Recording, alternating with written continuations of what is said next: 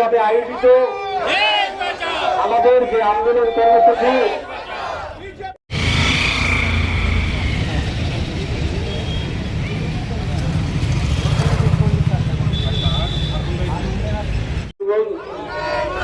আজকে ত্রিপুরা প্রদেশ এসসি এবং OBC department দ্বারা দুর্নীতি মানছি না, এসসি কর্পোরেশনের দুর্নীতি মানছি না।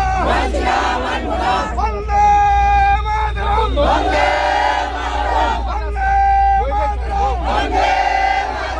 রাহুল গান্ধী, রাহুল গান্ধী।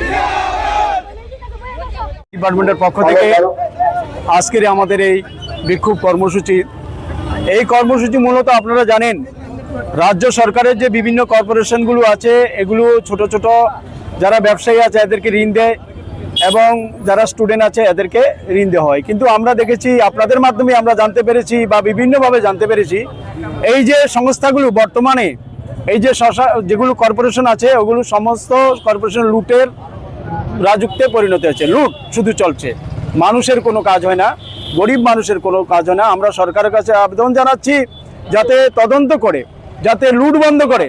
বর্তমান অবস্থাতে এমনিতেই যে স্টাইপেনের হার এবং যেভাবে ওরা ছোটোখাটো শ্রমিক কৃষকদের লোন দেয় সেই ঋণের মাধ্যমে কিছু হয় না, সেটা বাড়িয়ে দিয়ে পাশাপাশি এদের সাথে যাতে সঠিকভাবে যাতে গরিব মানুষের সাথে ওবিসি এসসি অংশের মানুষের সাথে যাতে আমরা কাজ করে সরকার সঠিকভাবে ঋণের ব্যবস্থা করে সেটা আমরা দাবি জানাচ্ছি।